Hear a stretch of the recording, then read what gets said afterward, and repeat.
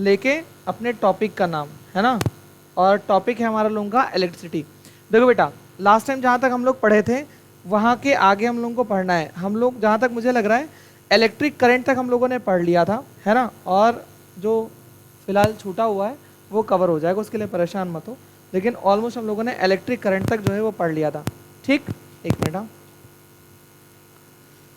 ठीक, देखो बेटा, एक चीज़ है आपकी उसमें इलेक्ट्रिक करंट। इलेक्ट्रिक करंट को आई से डिनोट करते हैं, I is equal Q by T. चलो इसका पहले डिनोमिनेशन बताओ, इसका मतलब क्या हुआ? Electric current I is equal Q by T का मतलब क्या हुआ? यानी जो आपका इलेक्ट्रिक करंट होगा, क्यू हम लोग क्या बोलते हैं? चार्ज, है ना, चार्ज कितने टाइम तक फ्लो कर रहा है उसे हम लोग क्या बोलते हैं? इलेक्ट्रिक करंट बोलते हैं। उसे हम लोग किसे डिनोट करते हैं बेटा? आई से डिनोट करते हैं। आप इस फॉर्मूले को ना बेटा ऐसे याद करना, Q is equal I T, ये आपको बहुत प्यार से याद रहेगा।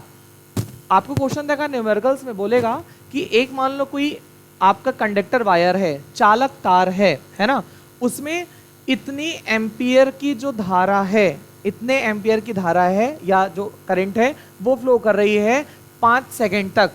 तो चार्ज काउंट करो, तो आपको क्या करना है? चार्ज काउंट कर लेना है। आप इस फॉर्मूले को अच्छे से याद रखना, इलेक्ट्रिक करंट तक का आपका काम यहाँ पर हो जाएगा बेटा, ठीक है। अच्छा, उसके बाद देखो इलेक्ट्रिक करंट के बाद हम लोगों को देखना था current Q is equal I T, ये हो गया। प्रॉब्लम्स इसकी हम लोग करेंगे ही करेंगे।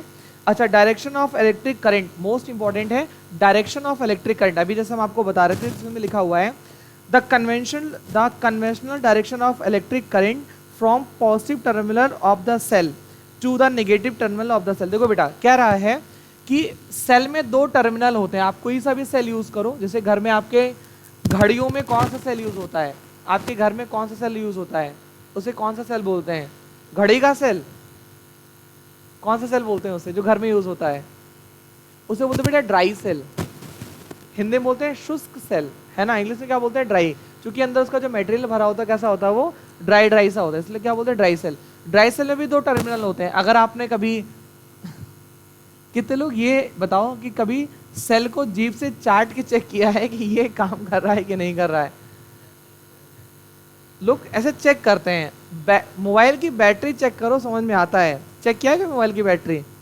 पता चला है कैसे? मतलब उसको ना ऐसे करते हैं, तांबा लगाते थे, उसको जीभ से चाटते हैं। अच्छा, ये भी नहीं लगता कि कम से कम उसको पहले जो कारीगर होते थे फ़ोन बनाने वाले, वो सबसे पहले बैटरी निकाल के बैटरी चाटते थे और चाट के फिर लगा देते थे कि फ़ोन चल जाए। तो आप भी यही काम करते, उसको निकालते थे बिना पोछे, उसको मुंह में लगा के फिर उसको चेक करते थे चला कि नहीं चला, है ना। तो मेन चीज़ क्या है? इलेक्ट्रिक सेल जो होता है बेसिकली उसमें 2 टर्मिनल होते हैं। हर चीज़ में बेटा 2 टर्मिनल होते हैं। चाहे आपके घर में बैटरा होगा, बड़ा सा इन्वर्टर की बैटरी होगी, उसमें भी 2 टर्मिनल आपने देखे होंगे बने होते हैं, लाइट पंखा सब चीज़ में। तो ये कह रहा है कि जो आपका conventional direction of electric current from positive terminal of the cell to the negative terminal of the cell, यानी पॉजिटिव से निगेटिव की तरफ, है ना, यानी कहाँ से बेटा? पॉजिटिव से नेगेटिव की तरफ होता है। किसका? आपके करंट का जो फ्लो होता है वो। अच्छा, कोई बताएगा ऐसा क्यों होता है? पॉजिटिव नेगेटिव क्यों होता है? Very good. और वो नेगेटिव से पॉजिटिव क्यों जाते हैं इलेक्ट्रॉन? हाँ, क्योंकि उनके ऊपर कौन सा चार्ज होता है? नेगेटिव। तो नेगेटिव तो रिपेल करेगा ना, तो क्या होंगे? नेगेटिव से पॉजिटिव की तरफ इलेक्ट्रॉन भगते हैं। गलती यही थी। पहले गलती क्या हो गई? ये लोग इलेक्ट्रॉन के फ्लो की डायरेक्शन बता दिए, बाद में इलेक्ट्रिसिटी का डिस्कवर हुआ। तो जब एक बार फ्लो बता दिए तो कहा चलो भैया एक काम करते हैं, दूध भात हो जाए। अब ऐसा बोल दो कि इलेक्ट्रॉन के फ्लो के अपोजिट लाइट फ्लो करती है, यानी अगर इलेक्ट्रॉन नेगेटिव टू पॉजिटिव जा रहा है तो इलेक्ट्रिसिटी क्या होगी? पॉजिटिव टू नेगेटिव फ्लो करेगी। That's it, that is the main problem of the total substance, है ना। इसका ही पूरा का यही प्रॉब्लम था। बस आपको इतना ध्यान रखना है, the direction of the conventional current, यानी जो करंट की दिशा है, जो आई की दिशा है, वो पॉजिटिव टू किधर होगी? नेगेटिव होगी। अगर बेटा आपको याद करने में प्रॉब्लम आ रही है तो चुल्लू भर पानी में डूब मरो, क्योंकि इतना छोटा सा याद करने की क्या ही ट्रिक बता दें। और फिर भी अगर प्रॉब्लम है तो ध्यान दो कि इलेक्ट्रॉन जो होते हैं बेटा नेगेटिव टू पॉजिटिव टर्मिनल क्या करते हैं? फ्लो करते हैं। तो जब इलेक्ट्रॉन नेगेटिव टू पॉजिटिव जा रहे हैं तो बाकी क्या होगा? पॉजिटिव टू नेगेटिव जाएगा। आई बात समझ में? कोई दिक्कत तो नहीं है? गुड, समझ में आएगा बच्चा? ओके, तो अब ये देखो ये कंप्लीट हो गया। How is the current flow in the wire. एक वायर में करंट कैसे फ्लो करता है, ये सबसे इंपॉर्टेंट सबसे मजेदार टॉपिक है, इसमें कुछ रख दो कि उड़े ना, है ना। देखो नहीं कब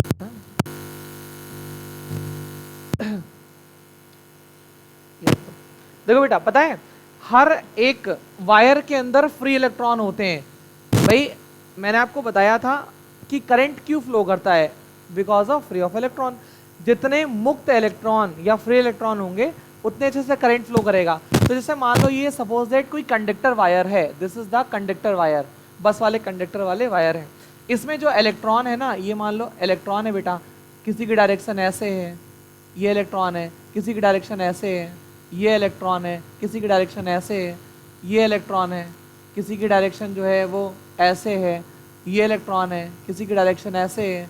मतलब एक चीज ध्यान देना बेटा, इसमें ये सब जो आपका फ्लो कर रहे हैं, इलेक्ट्रॉन तो है, तार में पहले से इलेक्ट्रॉन है, लेकिन वो अलग अलग डायरेक्शन में क्या करते हैं, इधर उधर मूव करते हैं, जिसकी वजह से नेट करंट जीरो हो जाता है। ठीक है, जैसे मान लो अभी दो लोग हैं, वो रस्सी खींचते हैं, 10 न्यूटन का फोर्स उधर लगे और 10 न्यूटन का फोर्स इधर लगे, तो नेट फोर्स कितना होगा, जीरो। ऐसे ये जो आपके पास वायर है, वायर में फ्री इलेक्ट्रॉन तो है। कुछ लोग पूछते हैं सर ये बताओ कि इलेक्ट्रॉन के फ्लो की वजह से तो तार में करंट आता है, तो इलेक्ट्रॉन तो तार में मौजूद रहते हैं ना, फिर तार करंट क्यों नहीं मारता है? इसीलिए नहीं मारता है क्योंकि जो इलेक्ट्रॉन होते हैं बेटा, इनकी कोई एक डायरेक्शन नहीं होती है, ये अलग अलग डायरेक्शन में फ्लो करते रहते हैं। ये क्या करते हैं, अलग अलग डायरेक्शन में फ्लो करते रहते हैं। तो बिटिया जब ये अलग अलग डायरेक्शन में फ्लो करेंगे तो नेट करंट जीरो हो जाएगा। नेट करंट क्या हो जाएगा, जीरो हो जाएगा।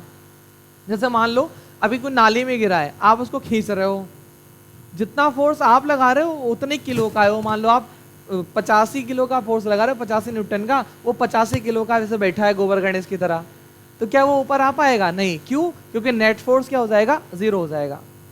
ठीक है, और फ्री इलेक्ट्रॉन तार में मौजूद होते हैं, लेकिन वो फ्लो इसलिए नहीं कर पाते। क्यों? क्योंकि उनकी डायरेक्शन सेट नहीं होती। इसीलिए कहा जाता है बेटा, अपनी डायरेक्शन आप पहचानो कि आपको किस डायरेक्शन में जाना है, नहीं तो अगर बिना डायरेक्शन के आप पढ़ाई करोगे तो नेट चार्ज क्या हो जाएगा, जीरो हो जाएगा। तुम कितनी भी पढ़ाई करोगे तुम्हें मिलेगा एक बड़ा सा अंडा, है ना। 10th में आ गए हो और कोशिश ये करो कि 10th के अक्टूबर नवंबर दिसंबर तक आप अपना एक एम सेट कर लो कि हाँ मुझे यही करना है, मुझे सफाई कर्मी ही बनना है।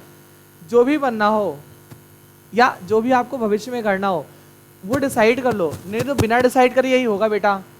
तुम पढ़ोगे सारा सब्जेक्ट लेकिन डायरेक्शन क्या होगी, इधर उधर होगी, और नेट स्टडी क्या होगी तुम्हारी, जीरो बटा सन्नाटा। ठीक, अब देखो जैसे बैटरा लगाते हो, बैटरा है ना बेटा, अगर मैंने आपको बताया था बेटा ये जोड़ा तो ये क्या है, इसको क्या बोलते हैं हम लोग, सेल। क्या बोलते हैं, सेल। और अगर गलती से ई लगा दिया, अगर मान लो गलती से ई लगा दिया, अब ई का हो गया, ये हो गया बैटरा। एक होती तो बैटरी होता, दो लगा दी क्या हो गया, ये बच्चा बैटरा हो गया। अब इस बैटरा में अगर हमने लगाया, मान लो सपोज दैट ई तारवा है, ई क्या है, तारवा है ना। अब मुझे कौन बताएगा कि इलेक्ट्रॉन का मुंह इधर होगा कि इलेक्ट्रॉन का मुंह इधर होगा, बताओ। इलेक्ट्रॉन का मुंह किधर हो जाएगा, ये प्लस है ये माइनस है बेटा, हमेशा बड़ा वाला प्लस होता है, छोटा वाला होता है माइनस होता है। अब बताओ, मुंह इधर हो जाएगा, इधर होगा, इधर साइड में होगा। क्यों होगा, इलेक्ट्रॉन का मुंह इधर होगा। ध्यान देना, ये जो सारे इलेक्ट्रॉन होंगे बच्चा, इलेक्ट्रॉन दिख रहा है यार, भगवान मेरी आर्ट थोड़ी अच्छी और बना देते तो हम क्या ही बताएं, है ना। ई देखो, ई देखो, ई इलेक्ट्रॉनवा सब एक जैसे हो गए, है ना। ई देखो, अच्छा इलेक्ट्रॉन की खोज किसने करी थी,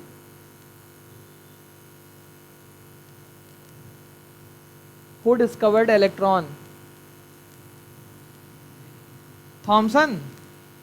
अरे वो ट्रिकवा याद है कि नहीं याद है, ईंट पर नाचो जब जब जब मन चाहे, इलेक्ट्रॉन प्रोटॉन न्यूट्रॉन और जैसे जे जे थॉमसन।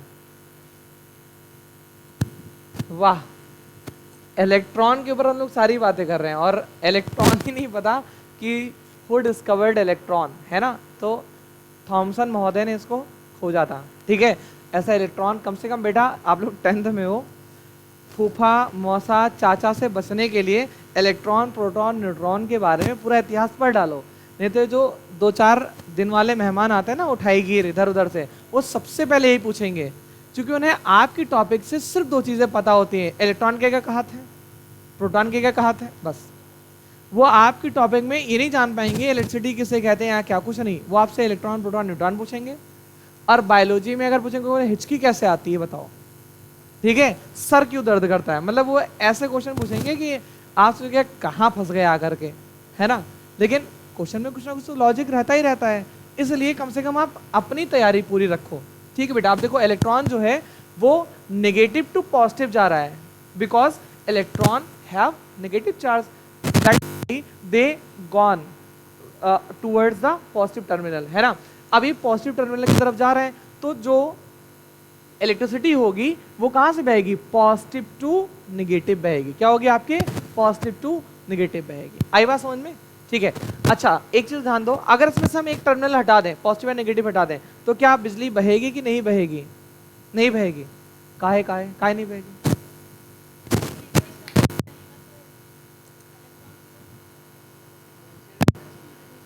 क्या नहीं रहेगा, पोटेंशियल डिफरेंस। और कोई, देखो एक हाथ से ताली बजती नहीं है ना, सही कहा बेटा, सब लोग सही हो, पोटेंशियल डिफरेंस नहीं रहेगा, सर्किट नहीं पूरा होगा, और एक टर्मिनल से कैसे बिजली बहेगी, एक हाथ से ताली थोड़ा ना बज पाती है, सब लोग सही हो बेटा। देखो इसीलिए अगर आपको कभी बिजली का तार छूना पड़ जाए तो चुपचाप से अपने आप को सेपरेट कर लेना, सेपरेट का मतलब जमीन में आपका हाथ पैर ना लगे, और चुपचाप से एक बिजली का तार से छू लेना, आपको करंट कभी नहीं मारेगा, ठीक। चाहे तुम फेस छू लो कोई दिक्कत नहीं है, लेकिन कोई अर्थिंग नहीं होनी चाहिए, नहीं तो पटक के मारेगा बिजली वाला तुमको, बिजली वाला नहीं बिजली पटक के मारेगा, ठीक है। कोई अर्थिंग नहीं रहेगा तो आपको कोई करंट नहीं मारेगा, वो आराम से आपको छुएगा भी नहीं, बॉडी से आएगा और वापस चला जाएगा, वो उसको लगेगा तुम भी एक तार हो। आपने कभी कोई देखा है कि मतलब जो 11,000 वोल्ट की लाइन होती है उसमें लोगों को खींच लेता है, चिपक जाते हैं लोग और फिर मतलब जलने लगते हैं लाइट से। अभी जल्दी में ये ताजिया वाजिया हुआ था ना, उसमें कई लोग की डेथ हो गई, क्या हुआ, ऊपर से बिजली के तार जा रहे थे, वो नीचे से बेचारे ताजियों को मतलब पुल किए हुए थे और बिजली के तार उसमें लगा और उनसे अर्थिंग, आपने अगर उसको वीडियो को ध्यान से देखा होगा तो या तो स्पार्क हुआ ताजिया के ऊपर और या तो स्पार्क हुआ लोगों के पैर के नीचे, पूरी बॉडी में कहीं कोई स्पार्क नहीं, ताजिया के ऊपर और बॉडी के पैर के नीचे जो नंगे पैर थे या जिनका पैर गीला था, अर्थिंग जिनके पास पहुंची वो सडन डेथ हो गई उनकी, क्योंकि लाइट उनकी पूरी बॉडी से फ्लो करके चली गई। अगर वो अपने आप को ऐसा रखते एज अ वायर, मतलब अर्थिंग ना होती उनके अंदर, तो उनको करंट नहीं मारता, क्यों, बिजली आती और बिजली चली जाती, उनको सोचती ये भी एक तार ही तो है, क्या दिक्कत है। लेकिन जैसे अर्थिंग जमीन में गई खटाक से उनको क्या मारने लगा, करंट मारने लगा और तुरंत डेथ हो गई। आप कभी देखो एक बार ऐसे रथ यात्रा में क्या था, मतलब हिंदुओं का जुलूस निकला था रथ यात्रा, ऊपर का जो मतलब झंडा होता है वो थोड़ा सा गीला था, तार में लगा, वहां थोड़ा सा स्पार्क हुआ और जो लोग रथ को धक्का दे रहे थे उनके हाथों में स्पार्क हुआ और पैर में स्पार्क हुआ, क्यों, क्योंकि जहां से अर्थिंग ट्रांसफर हुई अर्थ में, समझ लो तुम्हारा जीवन वहीं खत्म, ठीक है, आपका जीवन समझ लो वहीं खत्म हो गया। तो अब इसमें क्या है बेटा, अगर इसको हटा लोगे, एक टर्मिनल हटा लोगे तो एक टर्मिनल से कभी करंट फ्लो ही नहीं करेगा। यही रीजन है जो घर में घड़ी का सेल है उसको चेक करने के लिए आप जीभ से चेक नहीं कर पाते, कोई जीभ इतनी लंबी तो नहीं से लपेट लो उसको कि हो सकता है ना, और एक टर्मिनल आप चाटते रहो ऐसे पलट पलट के चाटते रहो, कुछ पता ही नहीं चलेगा, है ना। और जो मोबाइल में बैटरीज लगती थी उसमें जब आप एक पिन को टच करते थे नहीं आपको पता चलेगा, जब आप पूरी जीभ से उसको मतलब मुंह के अंदर रख लेते थे बिस्किट की तरह तो आपको पता चलता था कि हाँ ये करंट मारेगा कि नहीं मारेगा। आई बात समझ में। तो मेन चीज क्या है बेटा, अच्छा ये तो हमारा हो गया इलेक्ट्रॉन का फ्लो। अब ऐसे बेटा बिल्कुल बनता है इलेक्ट्रिक सर्किट, अगला जो टॉपिक है इलेक्ट्रिक सर्किट, हम इसी को मिटा देते हैं। इलेक्ट्रिक सर्किट बेटा कौन बताएगा, सर्किट किसे कहते हैं, सर्किट कह दो सर। एक मूवी देखे थे मुन्ना भाई MBBS, उसमें कोई सर्किट नाम का था, वो मुझे पता है, उनका नाम रियल में पता है क्या, अरशद वारसी करके। यार मेरी आर्ट ना बहुत गंदी सी है, बट आप लोग प्लीज समझ जाना, ये बल्ब बनाया क्या बनाया हूँ, बैटरी हो वायर हो स्विच हो ये सब दुनिया की नौटंकी हो, कहीं से ब्रेक ना हो, ब्रेक डांस हो, तो भी आओ।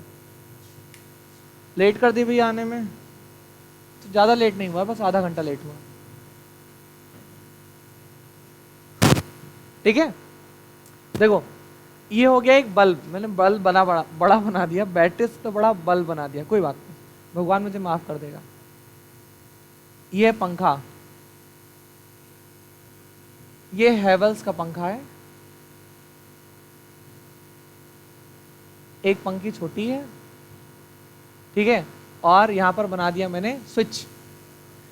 अभी बताओ कि ये पंखा चलेगा, बल्ब जलेगा कि नहीं जलेगा? चलेगा, नहीं जलेगा, काहे नहीं जलेगा? स्विच ओपन है, तो जब स्विच ओपन करते तो यार पंखों का चलने लगता है। स्विच क्लोज है ना,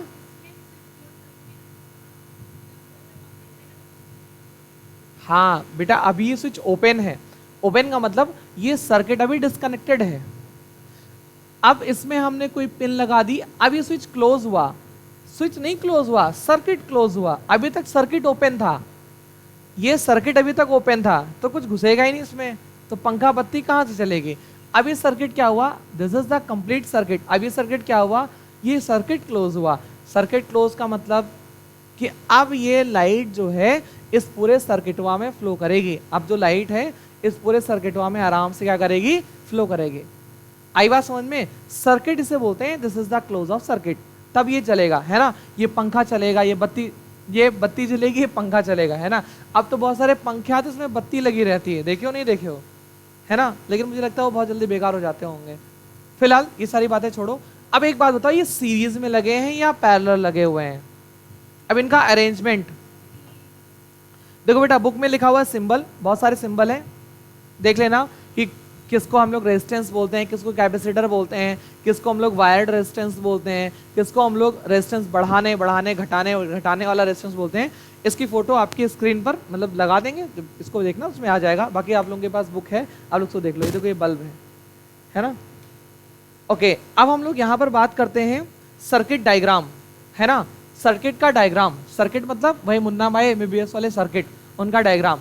देखो अब सर्किट डायग्राम में बेटा आपको दो चीजें समझनी होती हैं कि क्या होता है सर्किट। आप समझ गए कि बेटा जिसमें क्या हो, एक दो बल्ब लगाओ, पंखा लगाओ, है ना, स्विच लगे हो, बैटरी लगी हो, या उसमें करंट आ रहा हो, दैट इज द सर्किट। ठीक, आपके घर में भी सर्किट होता है, जैसे ये वायर जो भी यहाँ पर वायरिंग है, ये सब सर्किट ही तो एक तरह से, ये पूरा सर्किट। अभी कहीं बीच में एक तार काट दो, अभी देखो जलेगा? नहीं जलेगा। क्यों नहीं जलेगा? क्योंकि आपने सर्किट क्या कर दिया है, उसको डिस्कनेक्ट कर दिया, क्लोज कर दिया है।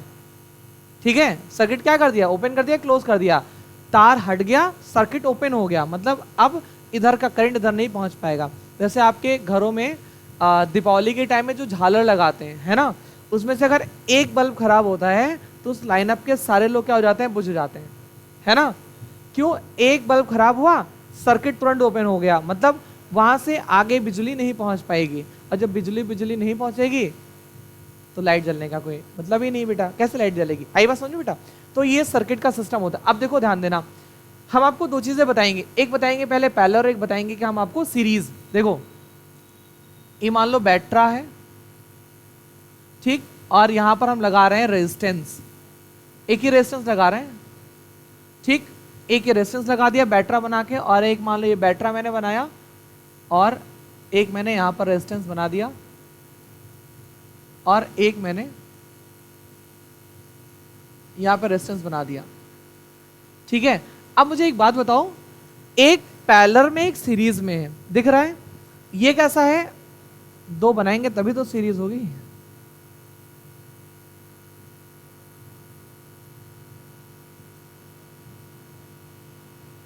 ऐसे ना जब कोई हॉस्पिटल के बेड पे पड़ा होता है तो बीच में से लाइन जाती है, तो लोगों को लगता है जिंदा है।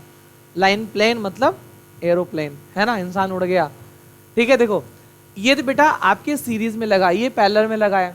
सीरीज का मतलब होता है कि एक दूसरे से क्या हो, एक पॉइंट पर कनेक्टेड हो। अगर एक की सप्लाई घटी तो दूसरे के साथ दुर्घटना घट जाएगी, मतलब दूसरे की सप्लाई खत्म हो जाएगी, है ना। पैरेलल में क्या होता है? पैरेलल में जो आपका करंट फ्लो कर रहा है, आई जो आपका फ्लो कर रहा है, वो यहाँ पर I/2 इनको मिलेगा और I/2 इनको मिलेगा, बराबर मिलेगा। और इनमें क्या होता है, I इनको मिलेगा, बचा कुचा I जो है वो इनको मिल जाएगा। इसमें क्या होता है, करंट बराबर डिलीवर्ड होता है, बराबर जो है इनको मिलता है। इसे हम लोग बोलते हैं बेटा पैरेलल, मतलब समांतर क्रम। इसे हम लोग क्या बोलते हैं बेटा, श्रेणी क्रम, मतलब श्रेणी में होते हैं यानी सीरीज में होते हैं। ये कैसे होते हैं बेटा, पैरेलल होते हैं। अच्छा बस मुझे एक बात बताओ, इन दोनों की जरूरत क्या पड़ती है, पैरेलल और मतलब सीरीज की जरूरत क्या पड़ जाती है? ऐसा कि इन लोगों का ऐसा कर दिया हम लोगों ने, कोई जरूरत पड़ती है इन लोगों की? याद करो वो दिन जब मैंने इसके बारे में आप लोगों को बताया था। मैंने एक बैच में पढ़ाया हुआ है, थर्ड बैच में पढ़ाया कि फोर्थ बैच में, मुझे ये ध्यान आ रहा है शायद थर्ड बैच वालों का ही कंप्लीट हो गया है। खोपड़ी ऊपर करो, है मैंने कंप्लीट करा है इसको, मुझे याद आ रहा है जहां तक। ठीक है, अब देखो इसमें क्या है बेटा, ये सीरीज में जुड़ा हुआ है ना, ये पैरेलल जुड़ा हुआ है। दोनों में आपको दोनों का काम लगता है। जैसे आपको बेटा इसको बंद करने के लिए, मान लो यहाँ पंखा है, बत्ती जल रहा है, इसको बंद करने के लिए you have only one switch, आपके पास सिर्फ एक स्विच है। अगर इस स्विच को ओपन कर दिया तो लाइट बंद सबकी, इस स्विच को क्लोज कर दिया तो लाइट दोनों की जल गई, है ना। यानी सीरीज में सबसे बड़ी प्रॉब्लम है कि कंट्रोलिंग आपके पास कम होती है। जैसे झालर वो होता है ना दीपावली वाला, एक बल्ब खराब सारा का सारा खराब, इसका मतलब एक से पूरा कंट्रोल हो रहा है। सेम टू सेम अगर आपके घर की वायरिंग ऐसी कर दी जाए, सब सीरीज में जोड़ दो, पंखा बत्ती लाइट ट्यूबलाइट, एक चीज खराब आगे का सारा सप्लाई बंद, लो कर लो बात, एक चीज खराब सारा का सप्लाई बंद हो जाएगा। इसलिए घर में जो वायरिंग होती है कैसे करते हैं हम लोग, पैरेलल करते हैं। पैरेलल पहचानने का सबसे अच्छा तरीका होता है, हर एक अप्लायंसेस का अपना अलग स्विच होता है। वे टीवी का अलग स्विच है ना, पंखे का अलग स्विच है, लाइट का अलग स्विच है, पापा का अलग स्विच है, मम्मी का अलग स्विच है ना। मतलब मम्मी चाहे तो पापा का स्विच ऑन कर दें, जो कहे मम्मी पापा करने लगते हैं तो उनका अलग स्विच है। वो पैरेलल वाला सिस्टम होता है। ठीक है बेटा, तो ये क्या है, पैरेलल है, मतलब इसमें इसके लिए अलग स्विच होता है, इसके लिए अलग स्विच होता है, दोनों के लिए अलग स्विच। इसमें कंट्रोलिंग आपको ज्यादा मिलती है। दूसरी बात देखो, सपोज दैट ये जो है ये 5 ओम का रेजिस्टेंस है और ये 5 ओम का रेजिस्टेंस है ना, ये भी 5 ओम का रेजिस्टेंस, ये भी 5 ओम का रेजिस्टेंस है। सपोज दैट ये भी 5 ओम का रेजिस्टेंस है, ये भी 5 ओम का रेजिस्टेंस है। बेटा जब हम लोग सीरीज और पैरेलल में हम लोग इसको जोड़ते हैं रेजिस्टेंस को ना, तो देखो इसका फॉर्मूला होता है 1 अपॉन, है ना, R equivalent is equal 1 upon R1 plus 1 upon R2 plus 1 upon R3 dot dot dot dot 1 upon RN पांडे 1 अपॉन RN। ठीक है, अच्छा इसमें जो हम लोग जोड़ते हैं तो ये होता है R इक्विवेलेंट। इक्विवेलेंट का मतलब होता है कि जो टोटल रेजिस्टेंस होता है ना, वो R1 plus R2 plus R3 dot dot dot RN, है ना, कुछ लोग ऐसे तो बोलते हैं प्लस RN ऐसे करके। अब आओ जोड़ते, देखो इसमें R1 की वैल्यू है 5, तो हम लोग करते हैं R1 5, अरे वाह ये तो गाड़ी बन गई 5। R2 क्या है, ये भी 5 है, 2 है तो 2 ही को रखेंगे, ये नहीं सोचो कि आगे से डॉट डॉट कर दो, नहीं बेटा एलसीएम कितना आएगा इसका, 10 की 25, 5 आएगा ना पक्का, और एक यहाँ पर और एक यहाँ पर, है ना। आपको पता है अगर डिनोमिनेटर सेम हो तो न्यूमरेटर क्या हो जाता है, जुड़ जाता है ना। इसको क्या बोलते हैं, हर नहीं सॉरी, इसको अंश बोलते हैं, इसको हर बोलते हैं। अगर हर समान है तो अंश जुड़ जाते हैं, देखा हिंदी में कितना मजा आता है। ठीक है, तो ये है 1 अपॉन R इक्विवेलेंट बराबर। ठीक बेटा, अब देखो इसको पलट दो तो R इक्विवेलेंट बराबर कितना होगा, 5/2। 2 का पढ़ा पता है सबको, 2 1 कम 2, 2 दूनी 4 और 2 ढाईम 5, है ना, ऐसे पढ़ा याद करो तो मजा आएगा। ठीक है, तो 2 दूनी 5 ऐसे कर लो, 2.5 हो जाएगा आपका। अच्छा अब इसको जोड़ के देखें, R1 5, गुड, फिर से गाड़ी बन गई, R1 R2 भी 5 है, ये इसका रेजिस्टेंस कितना होगा, टोटल रेजिस्टेंस का कितना होगा बेटा 10, इसका कितना आया रेजिस्टेंस आपका 2.5, लगभग 4 गुना रेजिस्टेंस आया। इसका मतलब अगर आप किसी चीज को सीरीज में जोड़ रहे हो तो रेजिस्टेंस कितना आता है, बहुत ज्यादा आता है। ठीक, और अगर आप किसी चीज को पैरेलल में जोड़ोगे तो रेजिस्टेंस आपका क्या आएगा, कम आएगा। मेन जो सबसे बड़ा काम होता है हमारे पास रेजिस्टेंस का पैरेलल सीरीज में, वो इसी का होता है कि अगर हमें कभी कम रेजिस्टेंस चाहिए तो हम लोग किसमें जोड़ देते हैं, पैरेलल, और अगर ज्यादा रेजिस्टेंस वाला चाहिए होता है तो किसमें जोड़ देते हैं हम लोग, सीरीज, दैट्स इट। ठीक, जैसे आप लोगों का पंखा है, पंखे का एक वो होता है ना रेगुलेटर, उसको क्या करते हैं, कम ज़्यादा करते हैं, तो आपका पंखा धीरे चलने लगता है। अच्छा, आपको क्या लगता है कि पंखा धीरे चलता है तो बिजली कम खाता है? खाएगा बराबर ही, बस होता क्या, आपका पंखवा धीरे चलेगा, बाकी जो इलेक्ट्रिसिटी आएगी ना वो रेजिस्टेंस खुद खा के मोटा हो जाएगा, मतलब गर्म हो जाएगा। ठीक है, आप किसी पंखे को ना रात भर 2 या 3 पे चला के देखो, सुबह उसकी स्विच छू दोगे तो 5 रुपया इनाम आपको, नहीं छू पाओगे। क्यों? क्योंकि इतना ज़्यादा वो हीट कर जाएगा ना, क्योंकि जो भी रेजिस्टेंस होगा वो पहले रेगुलेटर गर्म करेगा, फिर स्विच गर्म करेगा, और अगर 2-3 दिन ऐसे चला दिए तो स्विच भगवान को प्यारा हो जाएगा। ठीक है, क्योंकि रेजिस्टेंस जो होता है वो इसी काम में आता है, इलेक्ट्रिसिटी को क्या करने के काम में आता है, रेगुलेट करने के काम में आता है। ठीक है, तो जहाँ कहीं बहुत ज़्यादा रेजिस्टेंस की जरूरत पड़ती है वहाँ सीरीज फॉर्म में लगा देते हैं, जहाँ कहीं कम रेजिस्टेंस की जरूरत पड़ती है वहाँ पर हम ऐसे लगा देते हैं। बेटा रेजिस्टेंस की ज़्यादा जरूरत कहाँ पड़ती है? नाइक्रोम वायर में। पड़ती नहीं पड़ती है? नाइक्रोम वायर पहचानते हो आप लोग क्या है? हाँ, प्रेस में और हीटर में, या जो वो पानी गर्म करने वाला एक रॉड नहीं आता है, तिरछा तिरछा, क्या बोलते हैं उसको, इमर्सन रॉड बोलते हैं ना शायद। इमर्सन रॉड में भी अंदर कॉइल लगी होती है, उसी की गोल गोल करके उसमें भर देते हैं, फिर आराम से आप पानी में छौं से डालो और वो गर्म करके छोड़ देता है।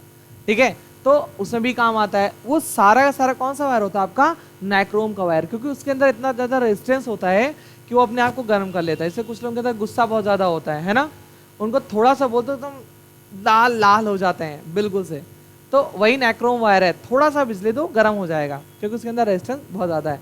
ठीक, इसलिए कहते हैं गुस्सा नहीं करना चाहिए, तो लोग आपको क्या समझेंगे? नाइक्रोम का वायर समझेंगे।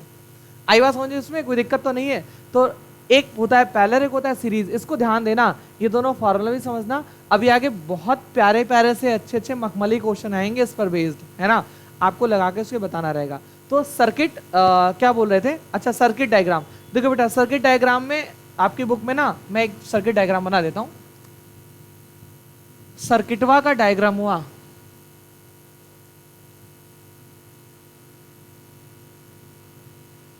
थोड़ा अच्छी आर्ट बनाए यार, ताकि बच्चों को ऐसा ना लगे कि हम आर्ट नहीं जानते हैं। हालांकि जानते नहीं है, लेकिन फिर भी ऐसा लगना नहीं चाहिए।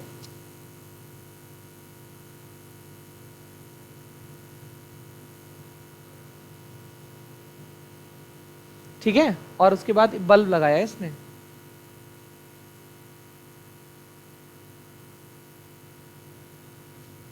सर ऐसा बल्ब तुम आज तक नहीं देखे? कोई बात नहीं, अब देख लो। ठीक है, माना ये बल्ब, मान लो ये बल्ब है, ठीक है, और एक यहाँ पर लगाया है चटकनी।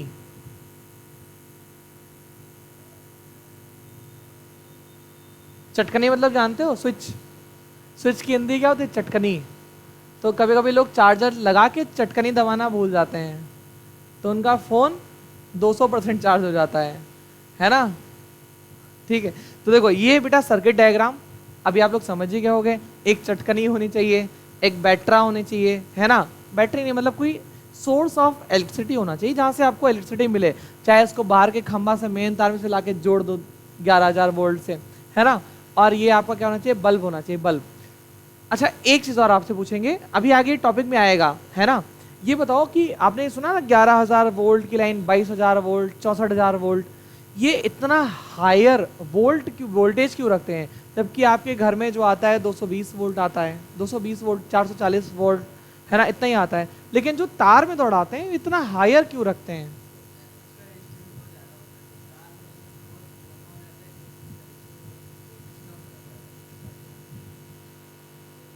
यही पक्का, एक बार उसको और सर्च करना। इसका दूसरा रीजन है, ठीक है, रिलेटेड है, बट उसको आप एक बार पढ़ोगे ना आपको अच्छे से, अभी आगे आएगा फॉर्मूला, फॉर्मूले पे बेस हम आपको बता देंगे, है ना। लेकिन जब आप उसको पढ़ोगे तो आपको खुद मजा आएगा, इसलिए कहते हैं कोई चीज़ जब खुद से पढ़ोगे तो और मजा आएगा। ठीक है, अच्छा एक चीज़ और बेटा, ये देखो ये है आपका वोल्ट मीटर, है ना। एक चीज़ समझना, मान लो यहाँ पर कोई रेजिस्टेंस मैंने लगा दिया, तो जो वोल्ट मीटर है वो हमेशा इसके लगेगा बेटा पैरेलल, इस बात को ध्यान रखना। 2-3 चीज आपको साइंस में, फिजिक्स में, इलेक्ट्रिसिटी में परेशान करेगी, एक वोल्ट मीटर, एक एमीटर, गैल्वेनोमीटर। ये सबसे ज्यादा आपको परेशान करेगा, कौन सा सीरीज में लगेगा, कौन सा पैरेलल लगेगा, कौन सा खोपड़ी पे लगेगा, कौन सा हाथ पैर पे लगेगा। तो इसलिए इसको बनाते चलो। मैंने कल आपको तरीका बताया था ना, सही तरीका यही है, आप चुपचाप से एक A3 साइज का पेपर ले लो, थोड़ा सा बड़ा होता है, उस पे जो भी साइंस के टॉपिक आपको पढ़ाए जा रहे हैं, जो भी आप उस पूरे चैप्टर का एक शॉर्ट नोट्स बना लो, एक पेज में आराम से उस चैप्टर का शॉर्ट नोट्स हो जाएगा, आप आराम से बना लो, और जहां आप सबसे ज़्यादा समय व्यतीत करते हो वहीं पे उसको चस्पा कर लो, मतलब चिपका लो, है ना, और उसको बार बार देखते रहो, वो अपने आप देखते देखते जो है वो याद हो जाएगा। उसको आप जितनी बार देखोगे वो आपको जो है वो याद होता, उतनी बार याद होता रहेगा। लेकिन आपको कम से कम मिनिमम एक चैप्टर को 10 बार पढ़ना ही पढ़ना है। समझो, जैसे आप 8th में थे, आपका काम था एक चैप्टर को 8 बार पढ़ना, 9th में पहुंचे, आपका काम हुआ एक चैप्टर को 9 बार पढ़ना, 10th में हो, एक चैप्टर को कम से कम आप 10 बार पढ़ो, मिनिमम मैं बता रहा हूँ। 11th में 11 बार और 12th में आपको मिनिमम 12 बार पढ़ना है, तब जाकर के आपके नंबर 96, 97, 98, 99% तक आएंगे। ठीक है, जो बच्चे नंबर लेकर के आते हैं कहीं आसमान से नहीं टपके होते हैं, वो हमारे आपके बीच ही रहते हैं और अच्छे से नंबर लेकर के आ जाते हैं। क्यों? रीज़न, वो एक चीज़ को ऐसा पढ़ते हैं कि ये मुझे समझना और किसी को पढ़ाना है। आप ऐसा ही पढ़ो, ये समझ के पढ़ो कि मुझे किसी को पढ़ाना है, मुझे समझाना है किसी को, तब मजा आएगा पढ़ने में। ऐसे अगर पढ़ लोगे तो चले जाओगे तो कोई मतलब नहीं होगा बच्चा उसका, है ना। एक एक चीज़ को माइंड में बिठाते जाओ, इसीलिए लेक्चर अलग लिखाना अलग, है ना, क्योंकि लेक्चर के साथ लिखाने में बहुत दिक्कत है, फिर आप समझ नहीं पाओगे, एक ही काम कर पाओगे। स्कूल में क्यों थोड़ा कम आता है लोगों का इंटरेस्ट, इसी रीज़न से, लिखाना लेक्चर साथ में चलता है तो बच्चे एक चीज़ पे कंसंट्रेट नहीं कर पाते हैं। मैम मान लो ओम्स लॉ समझा रही हैं या सर ओम्स लॉ समझा रहे हैं, अब वो बोले ओम्स लॉ, तुमने ध्यान लगाया, बोले लिखो, अब तुम्हारा मन लिखने में लग गया और लिखते थे, मैम को लगा कि नहीं समझाना चाहिए, मैम बताने लगी कि बेटा ऐसे ऐसे होता है, नहीं समझ पाओगे। एक बार में एक काम करो, रुकते ना एक साथ दो नाव पे पैर नहीं रखनी चाहिए, वो यही कहते हैं, यही समझाते हैं, एक बार में एक काम करो, ठीक है, मतलब पढ़ो या तो लिखो, ठीक, समझो टॉपिक को फिर लिखो, बढ़िया सब लोग शॉर्ट नोट्स बनाओ। दिक्कत होगी 3 साइज का पेपर हम ला देंगे आप लोगों को, अगर नहीं मिलेगा तो नोट्स बनाओ, चुपचाप से जहाँ रूम में बैठते हो वहाँ चिपकाओ, पढ़ो और मुझसे दिखा करके कि सर ये मैंने शॉर्ट नोट्स बनाया है, ऐसे सही है, इसको समझा करके तब अच्छे से आपको भेजेंगे, तभी नंबर आएगा अच्छा सा। और मिनिमम मान के चलो, मिनिमम नंबर 90% आपके आने चाहिए, उससे कम नहीं, जो सबसे कम आए वो 90% आए, ठीक है। और ये तभी संभव है जब लगभग हर सब्जेक्ट में आपके 95-96 नंबर आए, तभी संभव है आपके 90% बन जाएंगे, है ना। मिनिमम आप 90% लेकर के आओ और गारंटी है लेके आओगे, अगर हमारी आप सारी बात मानोगे तो, और नहीं मानोगे तो क्या ही कर सकते हैं बच्चा। ठीक है, देखो अगला बेटा एक है ओम्स लॉ, ओम का नियम, है ना। ओम तो जानते हो आप लोग, ओम कौन है? ओम का नियम, ओम्स लॉ। देखो इसको हम लोग ऐसे पढ़ते हैं, V is equal I R. मैं बहुत सिंपल सी लैंग्वेज आपको बताऊंगा, V is equal I R, है ना। आपकी बुक में लिखा होगा I is equal V upon R, I is equal V upon R. चलो कुछ भी कर सकते हो यार, बताओ। अब बताओ इस इक्वेशन से आप कुछ समझ पा रहे हो? मैं भी ओम्स लॉ आपके मुंह से सुनना चाहता हूं, मैंने ये फॉर्मूला लिख दिया। अब हमारे को ये बताओ छोरे, तन्ने इस इक्वेशन से कुछ समझ में आई कि ना आई? क्या लिखा हुआ ये? आई करंट, V मतलब वोल्ट, R मतलब रेजिस्टेंस, इधर क्या लिखा हुआ है? V मतलब I मतलब करंट, R मतलब रेजिस्टेंस। तो तुम्हें ये क्या लग रहा है? एक चीज समझना बेटा, अगर कोई चीज बराबर में लिखी है, जैसे ये बराबर में लिखा है, तो आप ऐसे लिख सकते हो I proportional to V। Proportional मतलब अगर ये बदलेंगे भैया तो ये जरूर बदलेंगे। जैसे कहते हैं ना यार, बदलना जाना तुम मौसम की तरह, तुम बदलोगे तो मैं भी बदलूंगा, मैं बदलूंगा तो जग बदलेगा, है ना। अच्छा, अगर ये अपोजिट में लिखे है तो उसको हम लोग बोल सकते हैं I inversely proportional to R।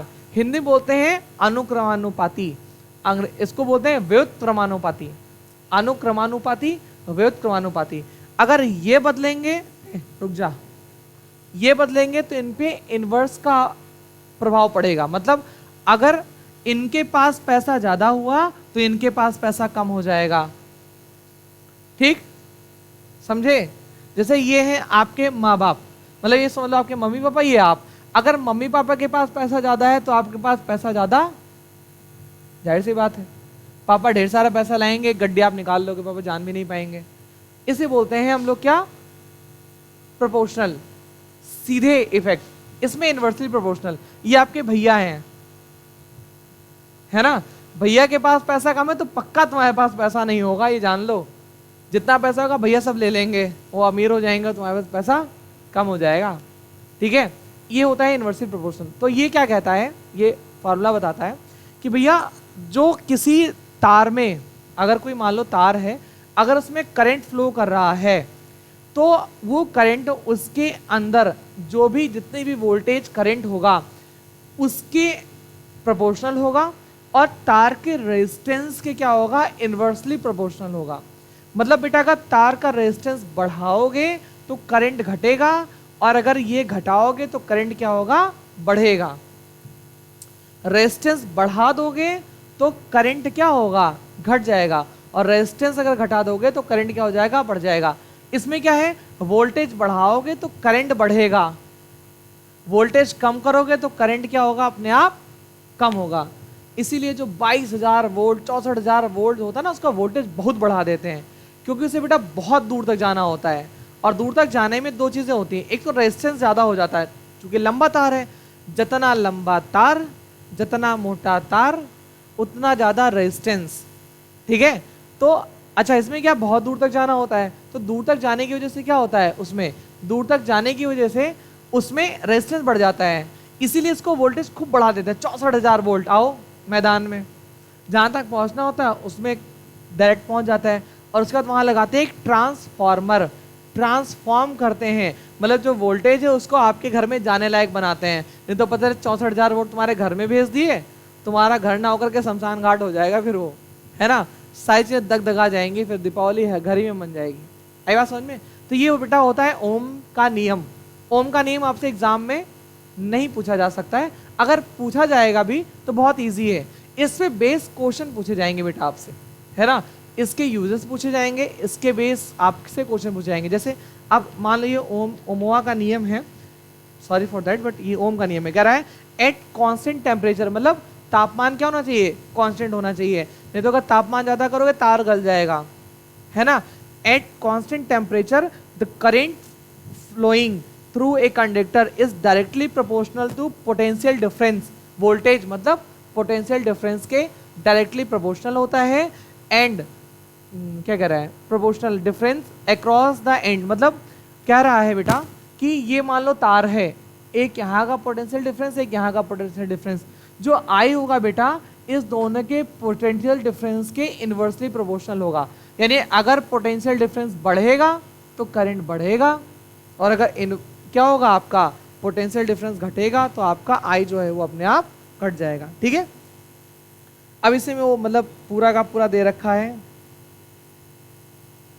ये पूरा लिखाऊं, मुझे तो नहीं लग रहा है कोई मतलब यार, 20 को LIR समझो कि पूरा वो कच्चा चिट्ठा खोलो, इसका कोई मतलब नहीं ना, ये समझ लो ये ऐसे होता है, और इसी से फॉर्मूला बना दिया गया। ठीक है, आर मतलब एक तरह से हम लोगों ने यहाँ पर क्या रख लिया, आर को कांस्टेंट बना दिया गया। कह रहा है the ratio of the potential difference applied between the end of the conductor and the current flowing through its constant quantity called the resistance, मतलब V अपॉन आई को हम लोग क्या बोलते हैं, आर बोलते हैं, V अपॉन आई को हम लोग क्या बोलते हैं, आर बोलते हैं। मतलब इन दोनों का जो रेशियो होता है, सॉरी V अपॉन आई का जो रेशियो होता है ये होता है आर, रेजिस्टेंस, इन दोनों का जो रेशियो होता है ये रेजिस्टेंस होता है, और इसीलिए हम लोग यहाँ पर रेजिस्टेंस को सेट कर दिया। ठीक, अब इससे दो बातें लिखी हैं बेटा, वही इनवर्सली और डायरेक्टली प्रोपोर्शनल लिखा हुआ है, आपको ये पढ़ना जरूरी है। ओम्स लॉ का it may be possible 2 number में आए, तो आपका अगर 2 नंबर में आएगा तो आप इसको लिखना, ये जो लिखा है ये लिखना, और पहले ध्यान देना, पहले बकवास मत लिखना, पहले मतलब मत लिखना, पहले ये फॉर्मूला लिखना एंड देन उसको डिफाइन करना कि मैंने ये लिखा है इसकी वजह से ये होता है। उसमें पता है एग्जामिनर को ये पता चलेगा कि तुम्हें फॉर्मूले से लैंग्वेज निकालना आता है, ये समझो, उसमें आपको ये पता चलेगा ना एग्जामिनर को कि तुम्हें फॉर्मूले से लैंग्वेज निकालना आता है। अगर तुम लैंग्वेज से फॉर्मूला निकालोगे तो सारे बच्चों की तरह तो तुम भी हो जाओगे ना, तुम फॉर्मूले से लैंग्वेज निकालो। ठीक है, फॉर्मूला लिखो फिर लैंग्वेज लिखो, अभी देखो एग्जामिनर खुश होकर के तुमको 2 नंबर एक्स्ट्रा दे देगा शायद, है ना।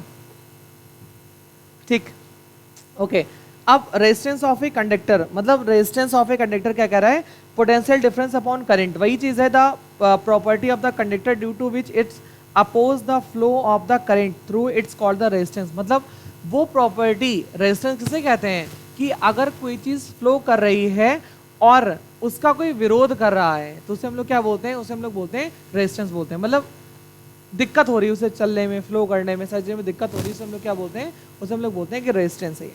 ठीक है, ठीक, बस आज के लिए इतना ही रखते हैं इसको, है ना। फिर एक्सपेरिमेंट ओम का लॉ है, फिर नाइक्रोम वायर है। इट में भी कल और परसों 2 दिन में टॉपिक खत्म हो जाएगा।